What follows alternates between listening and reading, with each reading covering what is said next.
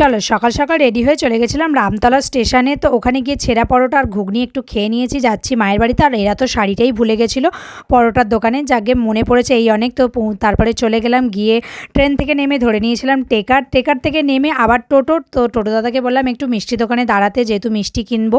তো এখান থেকে কিনে নিয়ে যাইনি, নিয়ে যেতে অসুবিধা হবে। তো এখানে সবার জন্য মিষ্টি কিনে নিয়েছি, নিয়ে পৌঁছে গেলাম মায়ের বাড়িতে।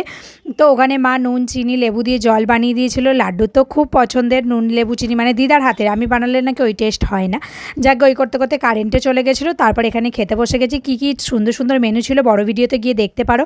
তো মায়ের শাড়িটা মাকে দেখাচ্ছিলাম বা দিয়েও দিলাম, কেমন হয়েছে তোমরা কমেন্ট করে জানিও। তারপর কাকিমাদের আলতা সিঁদুর দিয়ে দিলাম। এখানে কাকিমা চা বিস্কিট খেলাম, খেয়ে দিয়ে রেডি হয়ে বেরিয়ে পড়েছি। ছেলে যেহেতু এক্সাম চলছে, থাকলে চলবে না।